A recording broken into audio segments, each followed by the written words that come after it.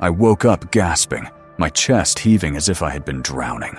The room around me was unfamiliar gray walls, no windows, a single buzzing light above me. My throat was dry, and every sound felt muffled, distant. When I stepped outside, I froze. Dozens of people walked past me, their movements strangely synchronized, almost mechanical. But it wasn't their behavior that made my skin crawl, it was their faces. Or rather, the absence of them. Where eyes, a mouth, and a nose should have been, there was only smooth, pale skin, blank like a mask that had never been carved. I tried to speak, to ask what was happening, but no one turned. They just kept moving in silence, faceless, endless. My pulse hammered in my ears, and then the thought hit me. Am I the only one here who still has a face?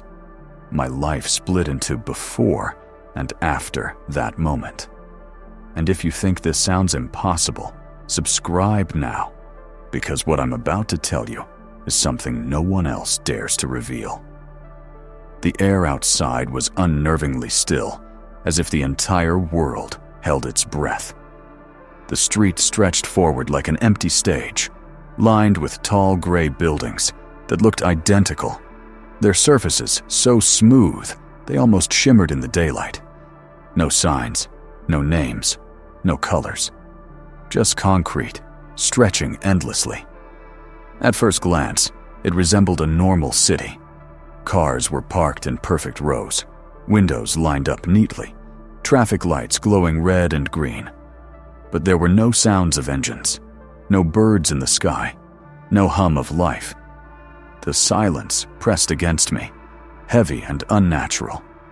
And then I saw them again. The people. They walked with precise rhythm, as if each step were calculated, their heads all tilted at the same angle, their arms swinging in the same pattern. From a distance, they might have seemed ordinary, but up close, the horror returned. Blank faces, smooth skin where features should have been. Their necks twisted unnaturally, and I realized their heads didn't truly turn toward me. They swayed in unison, like puppets on invisible strings. I stumbled backward, trying not to scream.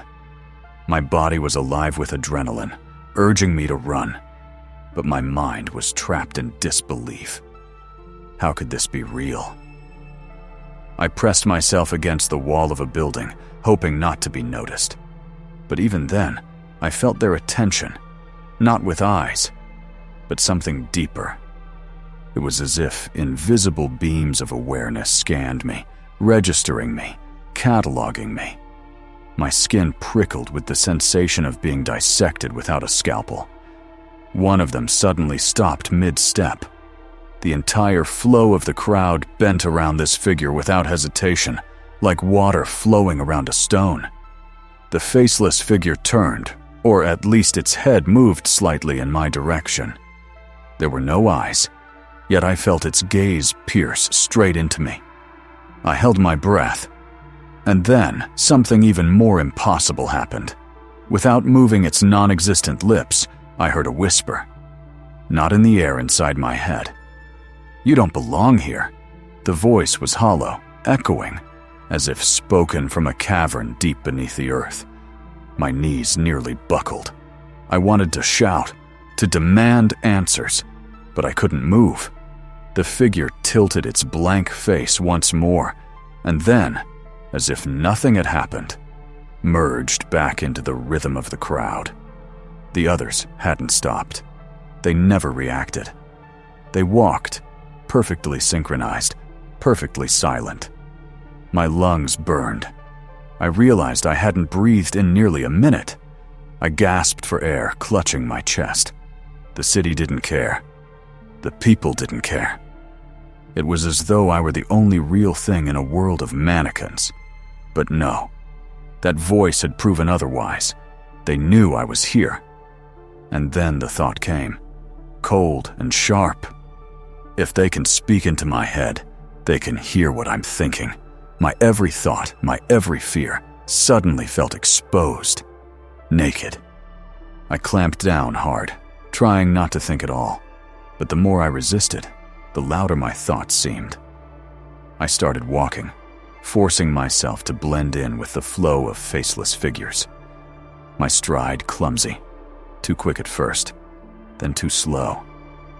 I tried to mimic them, to swing my arms as they did, but my movements felt grotesquely out of place, and that's when I realized something else. The buildings I passed weren't real, or at least, they weren't complete. Windows showed the same repeating image inside, like a single photograph pasted over and over. Storefronts with mannequins, all identical, wearing the same gray clothing. Trash bins with no trash. Roads with no cracks. No wear, no history. This city wasn't lived in. It was constructed. A set piece. I turned a corner, hard hammering, and froze. On the wall in front of me, drawn crudely in something dark and smeared, was the outline of a human face. 2 circles for eyes, a line for a mouth. Primitive, childish. But compared to the blank world around me, it was terrifyingly alive. I stepped closer, hand trembling as I reached for it. The marks were damp, almost fresh. Blood. Behind me, the synchronized footsteps of the faceless continued, unbroken. I swallowed hard, fighting the nausea rising in my chest. Someone or something with a face had been here. And I knew in that moment, if I wanted to survive, I had to find them. But then, just as I thought I'd found a trace of truth, I heard the whisper again. This time, louder, clearer, chilling my bones. "Stop searching!" I couldn't tear my eyes away from that crude drawing of a face. The longer I stared, the more wrong it looked, like a forbidden symbol. My heart pounded, my hand still hovering just inches from the wall. And then, the footsteps stopped. The silence was louder than a scream. I turned slowly, my throat dry, and saw them. A cluster of faceless people, frozen mid-stride. All their heads tilted in unison, directed at me. Dozens of smooth, blank faces turned my way, skin glinting under the midday light. I staggered back. The air itself felt heavy, vibrating with pressure, like the moment before thunder splits the sky. And then it happened again. "You are not supposed to be here." The words slammed into my mind with such force that I nearly collapsed. They weren't speaking. They couldn't. They had no mouths. But their voices layered inside my skull, overlapping in a chorus of whispers, as if every one of them was echoing the same thought. I clutched my head, desperate to block it out. "Stop! Get out of my head!" But they didn't stop. The whispers grew sharper, splintering into fragments. Outsider, stranger, intruder. Each word hammered against my temples until my vision blurred. I dropped to my knees.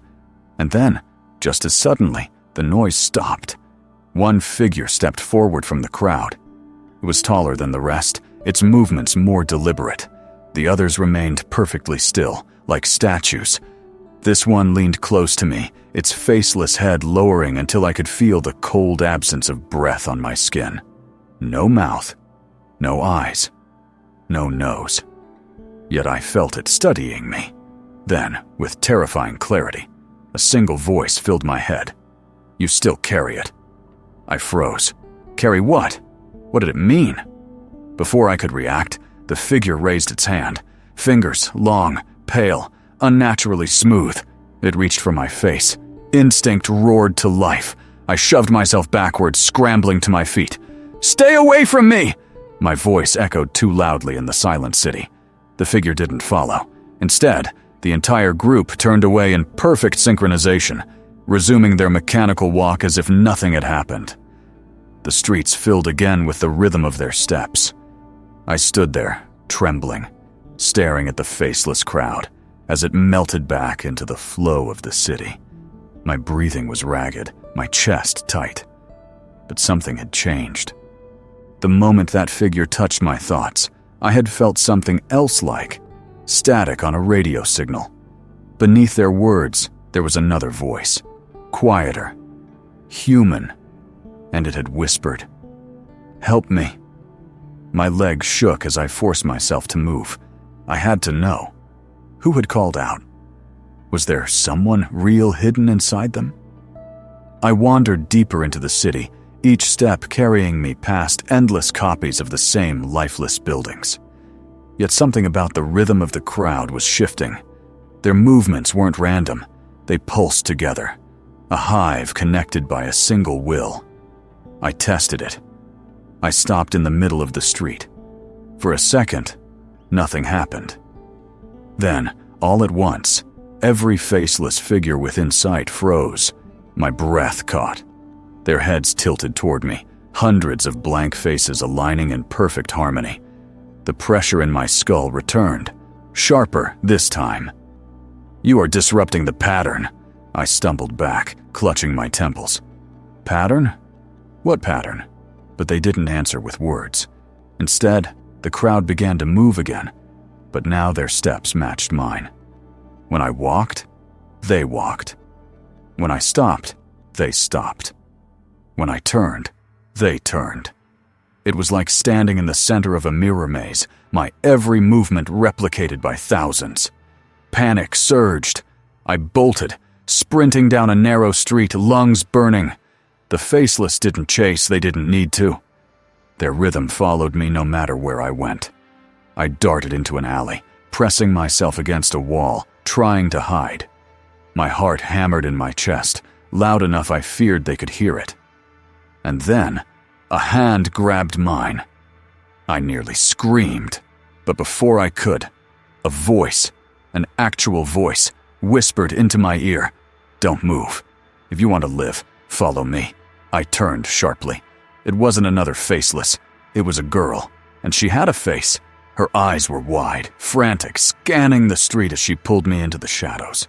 My chest tightened with shock.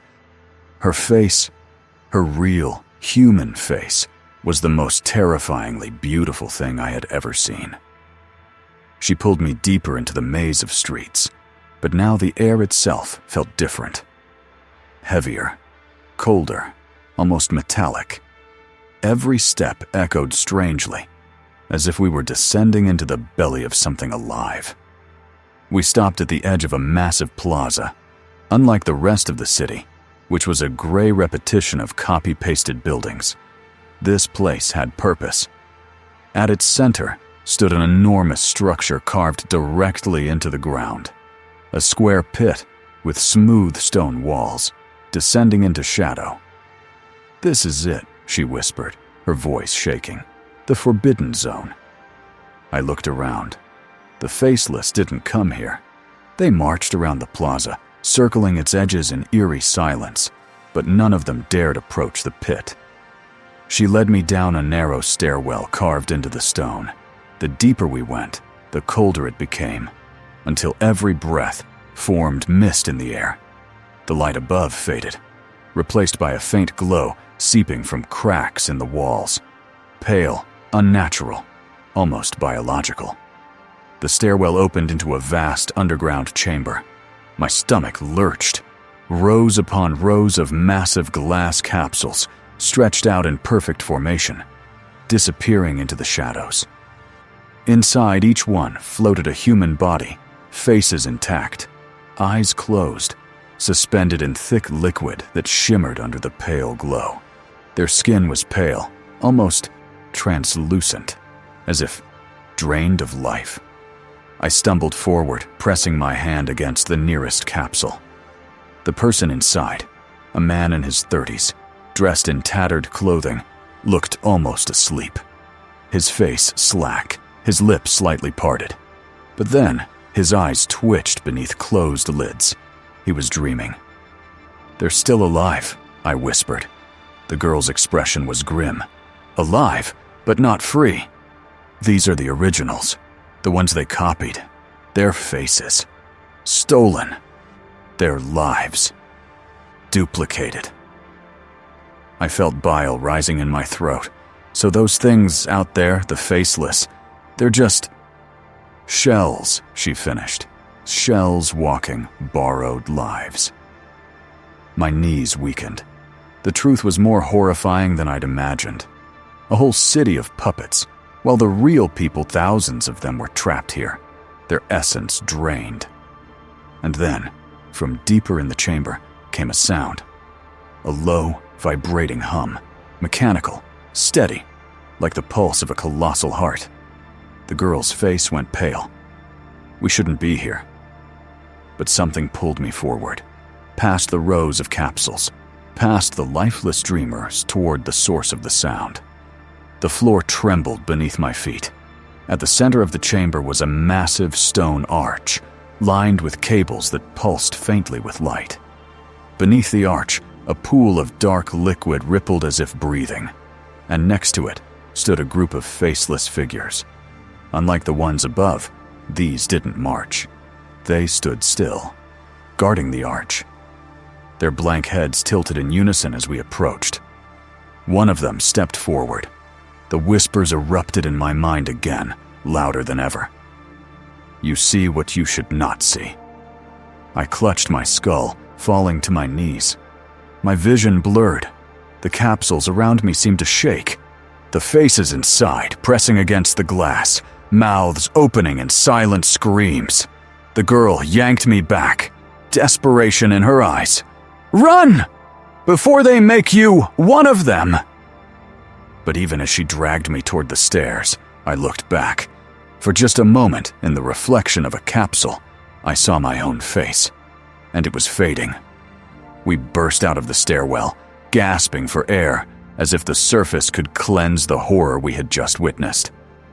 The plaza loomed around us, empty, but for the endless march of the faceless circling its perimeter. My hands shook uncontrollably, and I couldn't tear my mind away from what I'd seen. Those rows of capsules, those sleeping faces. They're alive, I muttered. They're all still alive down there. The girl didn't answer. Her eyes darted across the plaza as though expecting something worse to arrive. And then a voice broke the silence. You finally understand. We spun around. A figure stepped out of the shadows between two buildings. For a heartbeat, I thought it was another faceless. My chest seized with panic until I saw the eyes. Real, human eyes, staring back at me. He was old, his hair gray and tangled, his body draped in filthy robes that looked like they had once been white. His face was gaunt, skin stretched thin over sharp bones. Yet it was a face. A real one. The girl's voice trembled. You shouldn't be out here. The old man ignored her, his gaze fixed on me. He had to see it. He has to know. I swallowed hard. Know what? The man stepped closer, leaning heavily on a crooked staff. His voice dropped to a rasping whisper. This city, this world you walk in, was never built by us. It was given. The words sank into me like stones. Given? By who? By those who wanted to erase us, he said, his eyes burning. They took our faces, our voices, our very selves, and left us shells. But to keep their harvest pure, they stored the originals, the ones you saw in the capsules. Their essence fuels this place. I felt sick. You're saying? They built all this? He nodded. The pattern. It isn't just their way of moving. It is the design, the rhythm of this false reality. Every building, every street, every shell, it all beats to the same pulse. And the more you walk among them, the more it takes hold of you. My chest tightened. Then why am I still? Me? The old man's lips curled into something between a smile and a grimace. Because you were still carrying it. That phrase again. My blood ran cold. Carrying what? He raised a trembling finger, pointing at my face. Your identity, your self. They can't strip it all at once. But the pattern will gnaw at you until nothing remains. Unless... He trailed off, his eyes flicking toward the girl. Her face hardened. Don't. But he ignored her. unless you fight it. Unless you become something more than they expect. A chill rippled down my spine. And if I don't, his eyes glistened, then you'll wake up tomorrow with nothing but skin where your face once was. Silence hung heavy in the plaza. The faceless continued their endless march around us, as if mocking the conversation. Finally, the girl grabbed my arm. We need to go. Now. But I didn't move. My thoughts spun with terrifying speed. The capsules, the whispers, the pattern. It all fit together in ways I couldn't fully grasp. And the worst part was that I could feel it. In the pit of my stomach, beneath my skin, deep inside my skull. Something was shifting. The old man leaned closer, his voice now barely more than a breath. They've already marked you. Haven't you felt it? The fading, the blur in your reflection. I froze. My mind flashed back to the capsule, to the reflection of my face dissolving into nothingness.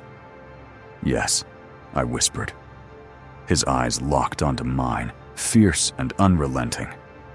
Then you don't have much time. The girl yanked me away, fury in her expression. You've said enough. We stumbled back into the alleyways, the old man's words echoing in my skull. My face, my identity, my humanity. All of it slowly unraveling, thread by thread, as the pattern crept deeper into me.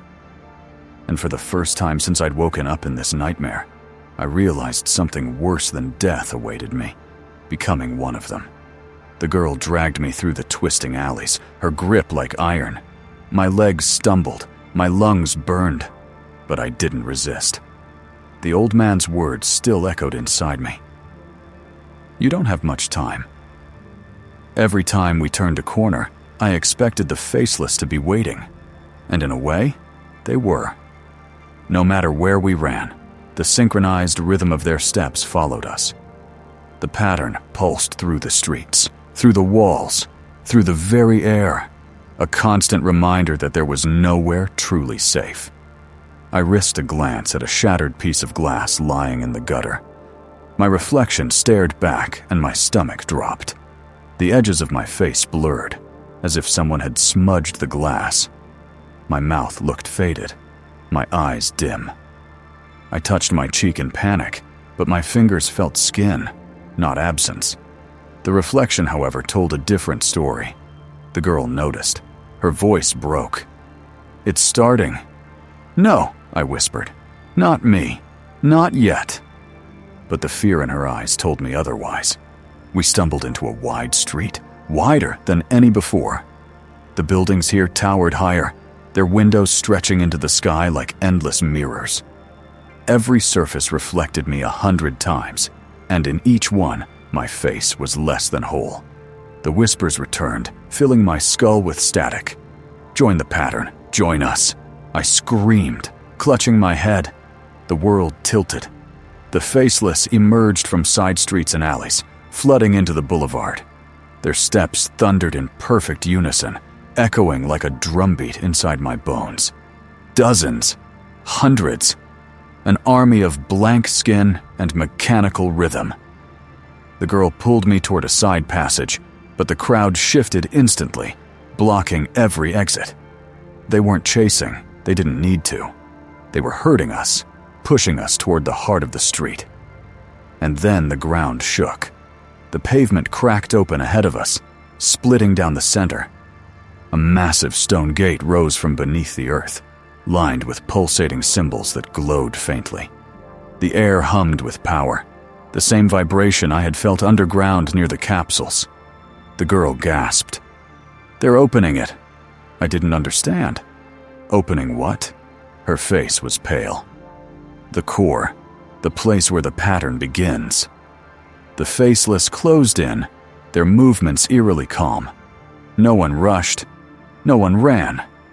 They knew we couldn't escape. Desperation surged through me. I grabbed the girl's hand, pulling her toward the gate. If the pattern was inside, maybe answers were too. Maybe there was still a way to fight it. But with every step closer, the world warped around me. My vision flickered. The faceless didn't look alien anymore. They looked familiar. Their smooth skin wavered, and for fleeting moments, I saw pieces of my own face among them. My nose, my jawline, my eyes, staring back at me from 100 blank heads. I stumbled, nearly collapsing. "They're stealing me." The girl caught me, shaking my shoulders. "Fight it! Do you hear me? Fight it!" But the pattern pressed harder. Their chorus filled my skull. "You were never separate. You were always part of us." I fell to my knees. The boulevard spun. The mirrored windows above reflected 1,000 versions of me. Faceless, empty, consumed. The girl crouched in front of me, gripping my face with trembling hands. "Listen to me. They can't take you unless you let them. You still have a choice." Her voice cut through the noise, a fragile thread of humanity pulling me back. I gasped, forcing myself to breathe. One breath, then another. The whispers faltered, just for a moment. And in that moment, I saw them hesitate. The faceless froze mid-step, their synchronization breaking for the first time. The girl's eyes widened. "You're resisting. Keep going." I clenched my fists, every nerve in my body burning. I screamed into the void of their chorus, a raw defiance. "I am not one of you." The street shuddered. Windows cracked. The faceless staggered as if struck. The gate at the end of the boulevard flared with light, symbols rippling like fire. The girl yanked me to my feet, tears in her eyes. "We can make it. Now, before they recover." Together, we ran. The faceless were still reeling, their rhythm fractured. But I knew it wouldn't last. My reflection still wavered, my face still fading. The pattern hadn't let me go. But for the first time, I realized something. If they wanted me this badly, then maybe I wasn't just prey. Maybe I was the one thing that could break them. We sprinted toward the colossal gate, its symbols pulsing brighter with every step. The air grew electric, buzzing against my skin. Behind us, the faceless recovered from their broken rhythm. Their unified steps thundered across the boulevard once again, echoing like war drums. My lungs screamed for air, my vision blurred. But the girl never slowed, her grip fierce as if dragging me toward survival. The closer we got, the more the gate seemed alive, its stone walls flexing, the glyphs shifting like veins beneath skin. We reached the base. A hum so deep it rattled my bones rose from the archway. The space inside shimmered like liquid glass, bending the air into ripples. The girl turned to me, her face pale with dread. "This is it. The core. If we go through, there's no coming back." Before I could answer, the faceless closed in, surrounding us in a perfect circle. Hundreds of blank heads turned in unison, their whispers flooding my mind. "You cannot fight the pattern. You were always one of us. Surrender and be whole." I fell to my knees, my skull splitting with psychic noise. My reflection in the gate showed what I feared most. My face, already half gone, replaced by smooth, pale skin. "No!" I screamed, clawing at my own cheeks. "I'm not one of you!" The faceless tilted their heads in perfect rhythm. The whispers grew stronger, almost soothing. My body swayed, ready to collapse into their embrace. Then the girl grabbed me by the chin, forcing me to look at her. Tears streamed down her cheeks, but her voice was steady. "Listen to me. You still have a face. Right here. Right now. That means you still have a choice." Her words pierced the static. For a moment, the whispers faltered. I stood, legs trembling, rage building like fire in my chest. "If you want me, then take me." The faceless froze. Their rhythm broke again. The gate roared to life, light spilling outward, blinding and searing. The whispers turned into screams, not mine, but theirs. For the first time, they sounded afraid. The girl shielded her eyes. "What's happening?" I didn't answer. I couldn't, because in that blinding reflection, I saw the truth. The pattern wasn't separate from me. It had always been inside me, waiting. And now, by resisting, I had changed it. The faceless staggered, their bodies twitching violently, their rhythm unraveling. Some collapsed, skin cracking like shattered porcelain. Others clawed at their blank faces, as if trying to pull features out of nothingness. The girl screamed my name, but her voice sounded far away. My body burned, light pouring from beneath my skin. My reflection in the gate no longer blurred, it multiplied. 1,000 versions of me, each with different faces, stared back. And then I understood. I wasn't breaking free of the pattern. I was becoming its new center. The faceless fell to their knees, bowing in unison. Their whispers turned to a chant. "The one! The one! The one!" The girl clutched my arm, terrified. "What are you?" I tried to answer, but the words died in my throat, because deep inside I already knew. I wasn't escaping the pattern, I was replacing it. The gate pulsed once more, swallowing us in blinding light. And when it faded, the city was gone. But so was my face.